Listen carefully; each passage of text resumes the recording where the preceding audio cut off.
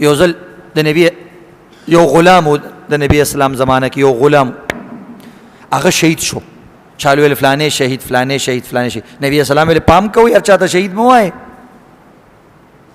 مونږ چې وړوکی کار مو هغه شهادت کې راولو. هغه باقاعده جنگ کې شریک شوی و. اوس خو د جهاد موږ سوچ هم نشو کولی چې داسې یو کس به را پیدا شي چې به جهاد له لاړ شي او هغه به کور ته به ټوټې ټوټې بدن خلک راوړي او د هغې نه به وینې ساسي او موږ وایو چې دا شهید دی. د دې خو موږ سوچ هم نشو کولی عوامي سطحې سره چې داسې به راشي. هغه باقاعده شهید و. نبی صلی وسلام ته خلک ویل شهید دی شهید دی شهید دی. هنیئا له الشهادت یا رسول الله، یا رسول الله مبارک شه پلانې خو شهید شو. نبی اسلام ویل کلا هر سړي باره کې داسې مه وایي، داسې نه ده. والذي نفس محمد بیده، زما ستا چې د چا په لاس کې ده زما د په حق رب باندې قسم وي. ان الشملة لتلتهب علیه نارا، د صرف یو صادر قدر یو کمیس قدر پټ کړیو سیټ ته کړیو او قسم دی دغه صادر لمبې په دې باندې بلی شوي دي. مطلب دا دی انسان له عذاب ورکولی کېږي. دا یو داسې خبره. نو بیا یو سړی رالی وایي چې یو سړي سره یو تسمه پاتې بشراکن او شراکین، تسمه ویلی کېږي د دې بوټ او د سپلی چې کوم تاري پخوا به دا تارونو باندې تړله، اوس هم بوټان په تارونو تړي دي تسمه وایي. وایي چې که چا سره یو تسمه قدرې پاتې شوي وي نبي سلام ورته فرمایل که شراک من نار او شراکان من نار، که چا سره د یو بوټ او د سپلی یو تسمم پاتې شي یو تار، دا به هم د قیامت په ورځ او په قبر کې د اور تارونه جوړیږي. مطلب دا د اشاره دی خبرې ده چې ادنا سیزم پردې ځان سره مه ساته. که ساتلی دی نو بیا صحیح وساته، یا چې حقدار ته در رسولی دی او حقدار ته رسې ځان له به پکې حصې نه پیدا کې. زمونږ کسان عزتمندو چې مال دی ورته حواله کو بس ځان له به کې به تقسیم کړي. د دې ورته یو باقاعده یو واقعه او د لطیفې په طور باندې پوره یو وضاحت کوم چې د امانت په خبرو باندې پوه شو. نبی علیہ الصلوۃ والسلام د امانت دومره تاکید بیان کړی دی چې حدیث کې وی لا ایمان له من لا امانت له. وی خبره سپینه ده او آسانه ده، بس مړه وی چې کوم سړی امانت خیال نه ساتي وی دا ایماندار هم نه دی، د ایمان هم نشته. لنډه خبره وی دا څومره ګناه وی او څنګه به وي. نبی اسلام وی لا ایمان له، مړه د ده خو ایمان هم نشته دی، ده ته بیمانه ویل پکار دي. کوم لا امانت له چې یو سړي ورته امانت کې غوستو بیا د غریبانانو د سیلاب زدګانو او سیلاب وهلو او د غم ځپلو مال د سیر ته کړی دی، نو ده ته ایمانداره وې لا ایمان له، زه پیغمبر وایم چې د ده ایمان نشته. تاسو لاړ شئ عزتمندو په دې سیلابونو کې څومره مالونه ویل. قسم دی زمونږ وزیر اعظم چې کوم زمونږ بعضې لیډرانو چې کوم مالونه راغونډ کړي بس دقه هم کافي دي. یو سړي له 1 روپۍ ورکول هم نه دي پکار. 2 3 لیډرانو چې دا څومره مال راټول کو په دې دنیا کې بس دقه مال هم د سیلاب زدګانو دپاره ډېر شی دی. زما ستا د 1 روپۍ ضرورت هم نشته، خو سوال دا دی چې دغه مال ده راټول کړی دی کوم ځای کې تقسیم کو. یو لیست جوړ کړي روزانه د هغه لیست په ټي وي باندې ورکوي چې د پلاني علاقې پلاني نوم دیالي پلاني کس ته دومره روپۍ میلاو شوي. دوی څه کوي روپۍ نه ورکوي، بهی نقدي روپۍ سړي له ورکه. جی دیګ مې پخ کړی و، دیګ چې هلته نه رارسي او هغه سیلاب والا ته رسي یا په لاره باندې څښا شوی ګرمي ده که نه. یاره ګرمۍ کې ګرم شی څښا کېږي که نه څښا کېږي، چې هغه ته رسي هغه څښایي. یا بیا چې کوم دی عزتمندو دغه رالي دیګ ورکوي نو بس چې په روډ باندې کوم کسان ناست دي که هغه ملنګ دی که هغه فقیر دی که نه دی بس هغې له تقسیموي. وایي جي دا دي بس سیلاب والا غریبانان هغه ډېره غیرتمند خلک دي، هغوی ریډونو ته نه راوځي. هغې کې 18 کسان غریبانان چې ډېر زیات غمزپري دي هغه روډ ته راوتي دي. کوم چې خیرتي خلک دي کوم چې ایمانداره خلک دي هغه بار روډ ته د سر راوځي نه، هغه شرمېږي. بل اوس یو ښځې پوسټ ورکړی دی هغې له چېرته یو تیلی وړه ورکوي وایي تصویر وباسه 50 روپۍ تصویر وباسه. هغه ښځې داسې بیان ورکړی دی دا ټولې شرمولې دي. وایي ستاسو ښځې راولئ زه به ولې 1 لک روپۍ ورکم او زه به ورسره تصویر وباسم چې دا د فلاني ښځه ده دا د فلاني ښځه ده. وایي موږ خو غیرتمندو پښتانه یو په 10 روپو ګیلاس باندې ته تصویر وباسئ. نو دا حال دی عزتمند. نو عوامو ته مال نه را رسېږي. ګینې چې کم کم لیډرانو سره پیسې دي زموږ مطالبه ده د هغوی نه بی هغه د مالونه داسې نه تقسیموي چې د ټرک تصویر وباسي.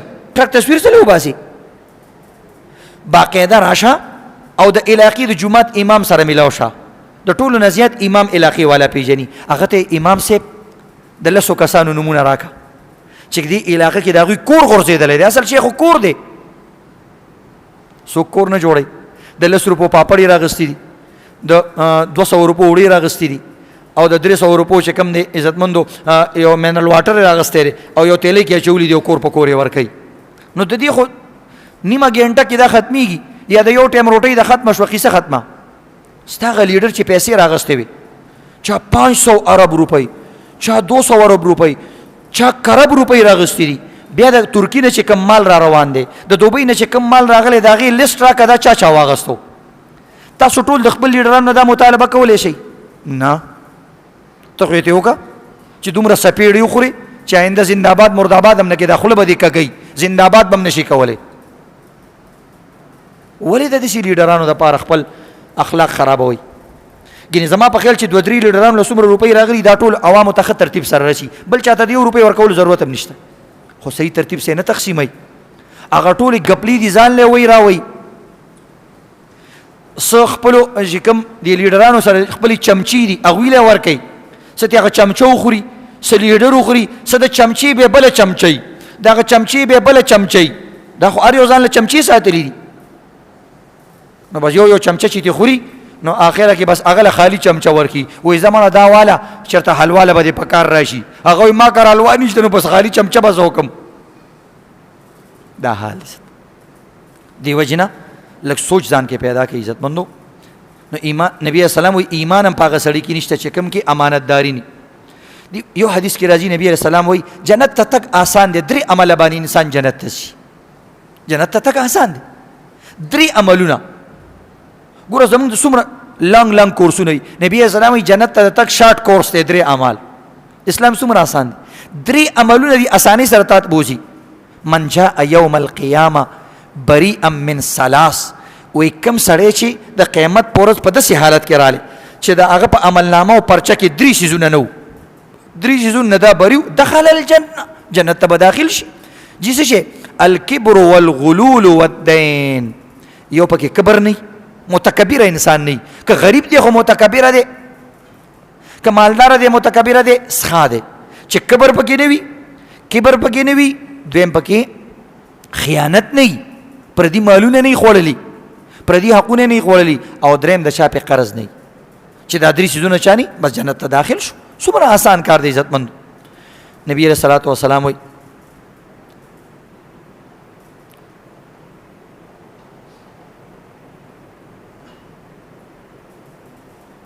بعض کسان داسې وي هغه په خپله خیانت نه کوي، بعض کسان داسې دي هغه خپله ډېر ایمانداره خلک دي، مسجد کې مونځ هم کوي، داسې نور ښه کارونه هم کوي. خو چې کله د ده لیډر خیانت وکړي که نه، یا د ده مشر یا د کونسلر او ناظم صاحب او د نه څوک تپوس وکړي، دا ښه سړی دی په خپله، د چا 1 روپۍ هم نه ده خوړلی، د نه تپوس وکړي هلکه هغه ستاسو فلانکي لیډر چې هغه پیسې راوړي هغه یې څه کړې؟ نه زمونږ لیډر داسې سړی نه دی، نه جی داسې خبره نشته دی، زمونږ لیډر داسې کس نه دی. نو د داسې سړي باره کې نبي علیه السلام څه وایي؟ ګوره هره خبره په قرآن او حدیث کې وضاحت سره پرته ده. ګینې داسې لیډران د نبي اسلام زمانه کې هم نه، او داسې خیانتګر د نبي اسلام زمانه کې هم نه. هلته یو کمیس به چېرته سیټه شو، داسې وړوکې شی، دلته پوره ټرکونه سیټه کېږي. خو چې کوم سړي نه ته تپوس وکړي چې ستا لیډر، هغه ستا مشر، هغه ناظم صاحب، هغه ګیري والا، هغه بېګیري فلانې، نه جی زمونږ مشر بس د کرپشن خلاف دی. او حالانکې هغه لیډر یې کرپشن کړی وي، هغه غلی. نو د دې سړي شه د دې مونځګزاري سړي چې دا خبر وکړه څه به وي؟ نبي علیه الصلاة والسلام فرمایي من یکتم غالا فانه مثله. کوم سړي چې د خپل لیډر او د خپل مشر خیانت پټ کو، وایي دام خیانت کر دی، دام خیانت کر دی. دا یاد لري عزتمندو، د بل چا دپاره ایمان څه خرابوئ چې تاسو څوک وایي فلاني کس داسې کړي دي، وایي خدای دې غر کي، که زما لیډر دی که الله دې تباه کی، الله دې زمونږ ځان خلاص کی، الله دې زمونږ دا پاک وطن خلاص کی. خیرې کوئ عزتمندو. خیرې ډېر زبردست شی دی دې زمانه کې. یو شی دی چې چلیږي بس هغه خیرې دي، ځکه ټول مظلومان دي او د مظلوم خیرې قبلیږي. حدیث کې راځي وایي الله ورته د اسمان او د عرش دروازې او پردیم لري کې خیرو والا ته. زمونږ د حکمران ولې تباه دی؟ خو وجه دا یو حکمران هم نه ټینګېږي. ولې؟ دوی ته خپل کسان هم خیرې کوي. هلته خو زنده‌باد مرده‌باد چې ته ځان له تپوس وکړې چې هلکه کار یې خدای دې غر کړي والله څه به وکړو نو اوس هر یو سړی سوړي سوړي دی نو یو خیره خو ورته ټول کوي. نو ځکه یو حکمران هم نه ټینګېږي، ځکه دوی د خلکو خیرې اخیستې دي. نو دې وجې نه عزتمندو لږ خیال ساته. د دې په چالاکیانو باندې مه ځئ. چالاکي خو ته یو 2 میاشتې یو چالاک سړي سره تېر کړه ته به هم سبا چالاکي دروغ به ویلی شي. زمونږ غریبانان خلک هم غلي ناست دي، هغوی څه وکړي؟ هېڅ هم نه شي کولی. یو ځل یو ساده سړی چېرته د کلي نه راغلی و ښار ته. نو ښاریان خو ډېر رواني او خو ډېر چالاکي چې هر یو وي، خو چې ښار کې یو بازار کې یو مارکیټ کې وخت کې تېر کړي که نه نو د دروغو باقاعده د پی ایچ ډي وکړي. بیا د ده دا فلسفه وي وایي د دروغو نه بغیر یو کار هم نه کېږي. سوچ کوه دا یو قاعده جوړه شوې ده، دروغو نه بغیر وایي کار نه کېږي. چې ښار ته راځي دروغ به زده کې. ساده سړی راغلی و ښار ته رالی، یو بلډینګ ته داسې وکتلې، داسې یو مثلا یو 30 منزله بلډینګ و چې داسې ورته وکتلې بر نه یو سړی ښاري راکړی و. هغه ویل چې هلکه دا ښه ساده ګل دی. ده ته اشاره وکړه ودرېږه. دا غریب ودرېدلو، ډېر خفه شو چې یار ما بره کتلې پردي کور ته او هغه سړی خو خفه شو چې لاندې راکوز شو ګریوان نیولی و. وایي ولې دې کور ته وکتل؟ ویل جی بس غلطي وشوه معافي کوه. ویل نه نه معافي نشته، هغه ته پته وي دا ښه ساده ګل دی. ویل څو دا 30 چته بلډینګ دی 30 روپۍ به راکې، یو چت یو روپۍ ده. هغه غریب ویل جی دومره مې نه دي کتلي، ما خو به داسې سر اوچت کو بس تا راته وکتلې او راکوز شوې ودې نیولم، ټول چتونو ته مې نه دي کتلي، ګزاره وکړه. ویل نه نه ټولو ته دي کتلي، 30 روپۍ به راکې. هغه غریب ساده سړی پیسې سره دومره نه وي، جب نه 10 روپۍ راوویستې. وایي جی ما 10 چته کتلي دي، کېدای شي کتلي 30 ته وایي 10 ته مې کتلي به دا 10 روپۍ والا معاف مې کا او بیا به نه ګورم. ویل زه صحیح ده دې ځل د خاطر 10 روپۍ ورکه، آینده که دې وکتل نو خیر دې نشته، بیا به 2 روپۍ چت ورکې. بس د پیسې ورکړې. زمونږ خلک دومره سادهګان دي، که څوک پې ظلم کوي هغه ته هم خاندي. چې واپس کلي ته لاړې کلي کې څه وایي؟ دا خو هم ځان ته چالاک وایي، هر یو سړی ځان ته چالاک وایي. چا ورته ویل هلکه څنګه چل دی ښار ته تللی وي، چکر دې څنګه و؟ وایي ډېر زبردست چکر و. وایي مړه تاسو خو ویل چې دا ښار والا ډېر هوښیاران دي. وایي او که نه؟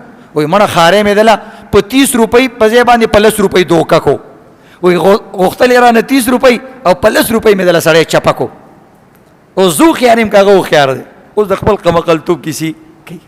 او واقعي غریب دومره غم ځپلي دي چې عزتمندو که اوس د سیلاب له کومې روپۍ راغلي دي او ته حکمران له لاړ شي او ستا کور هم ړنګ شوی دی پرېوتی دی او ته خپل لیډر ته چې ما له دغه سیلاب روپو کې 1 لک روپۍ راکړه او جی زما کور ټولو ته معلوم دی پرېوتی دی هر څه مې دی، نو د هغې دپاره به هم ته رشوت ورکې، هغه اداره کې به رشوت ورکې.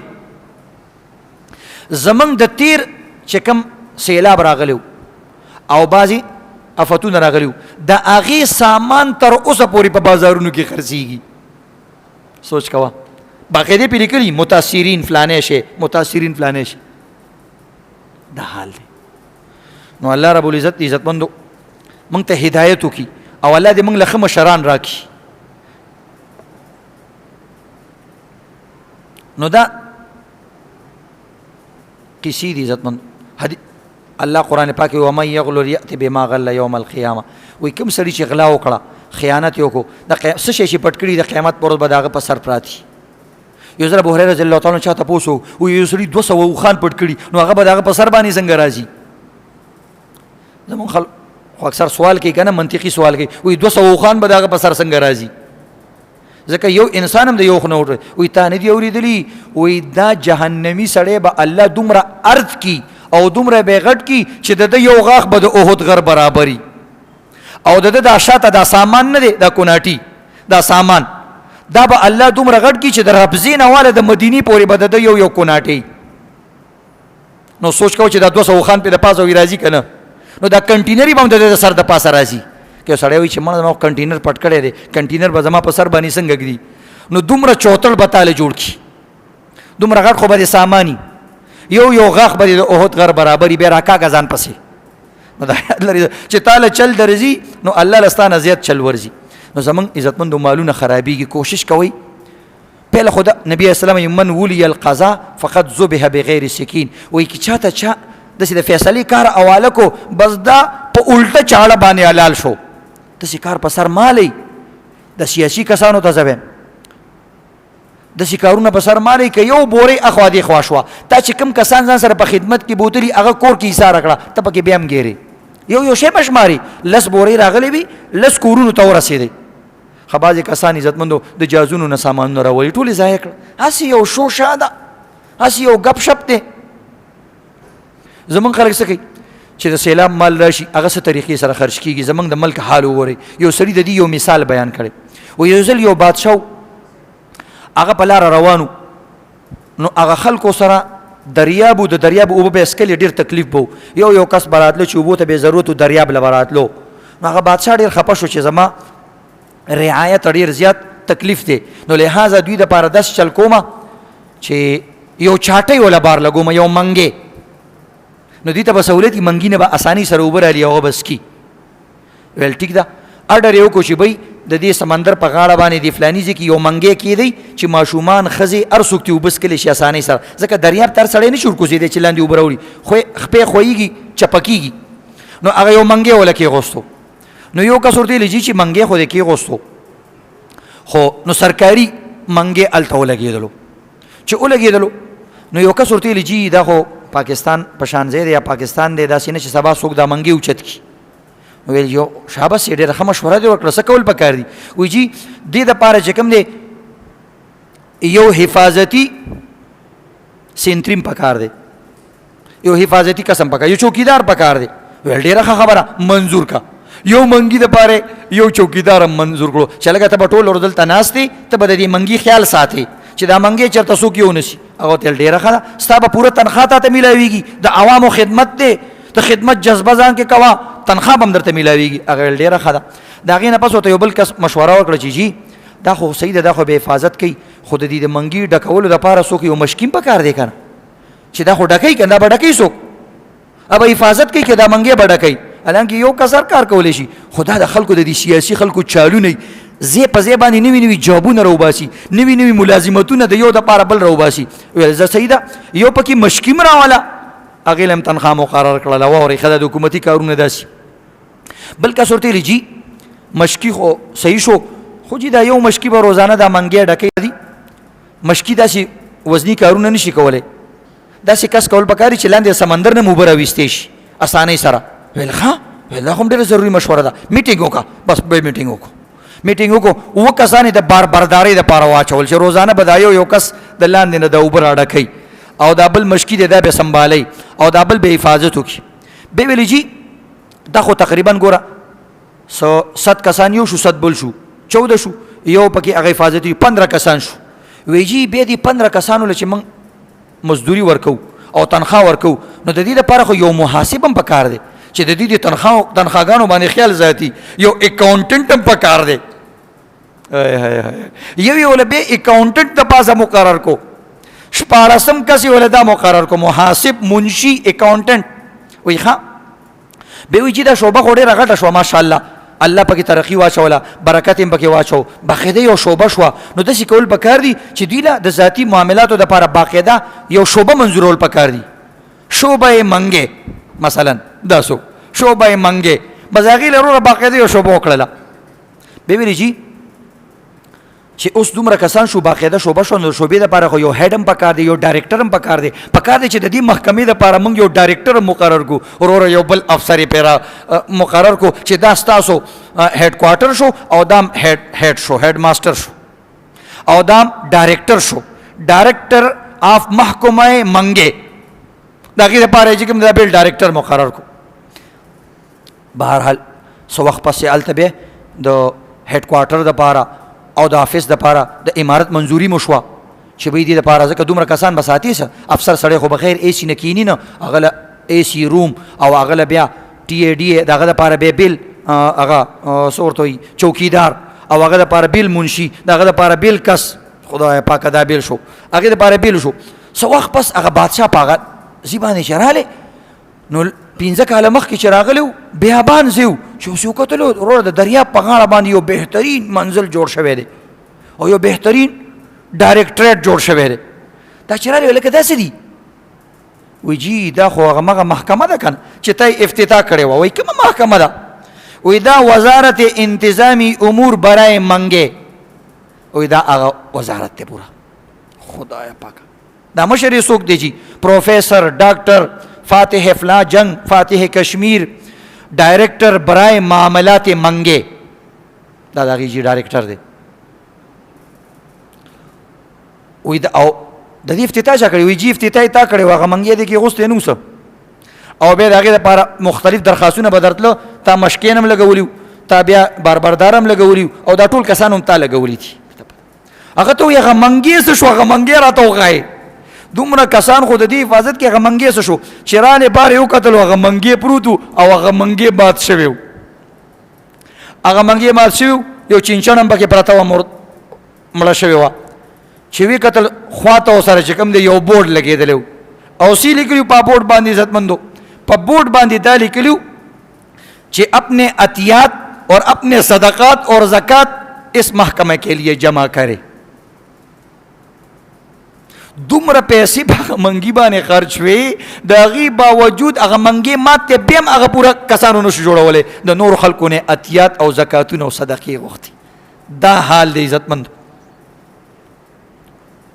من جانب وزارت انتظامی امور برای منګي ګړه دا زمونږ د ملکانی او کاتی دي ځان نه سادهګان مو جوړوي خو زم د حکمران نه او د لیډران نه زیاته غریب سړی ګناهګار دی ولی ځکه حکمران په خپل حکمران کیږي نه ستا په ووټ حکمران کیږي ولی سړی صحیح سړی بوزي بعضې لیډرانو ماشاءالله په دې سیلابونو کې په دې خټو کې په دې اوبو کې ګرځېدل بعضو هسې ډرامې وکړلې بعضو صرف ویډیوګانې جوړې کړلې او بیا هم عزتمندو خلک یې صفت کوي یو مسله ته بیانو مختصر عزتمندو بعضې کسان تپوس کې د سیلاب کې دا لرګي راځي نو عزتمندو لرګو پسې ځان نه دي وجل پکار الله وی لا تلقوا بأیدیکم الی التهلکه یا ظالمانو ځان ولې هلاکت کې په خپل لاس اچوئ چې لامبونه درځي چل نه درځي دویم دا دا لرګي خو د چا دي که نه دا خو داسې تالان نه دی چې ته بس ممزرما او ټوله زما دا خو د چا د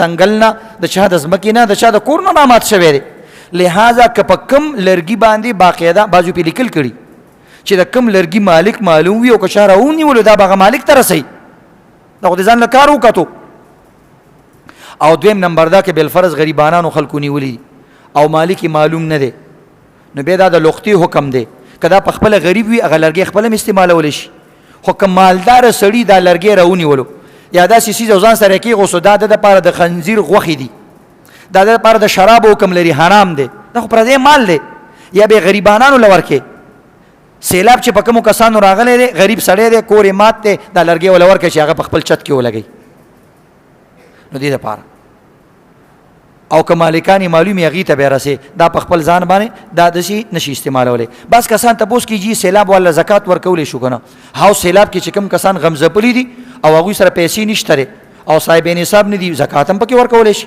نغدې ورکې که خوراک شیز پکې ورکې هر څه پکې ورکې خو بعضې کسان سیلابونو کورونه وړي دي خو د هغوی دوکانونه هم شته هغوی سره نقدي روپۍ اوس هم شته نو بیا وله د زکات روپۍ نشي ورکولی البته صدقه ورکولی شي بیا هم ورکولی شي او نور ښېګړه ورسره کولی شي پوره کور هم وله جوړولی شي مالداره دی خو ته وایې چې سیلاب والی دی زه وله کور جوړوم بلکل یې وله جوړ که نو دا یو دوه مسلې وي الله دې موږ له عمل کول توفیق راکړي سنت کوئ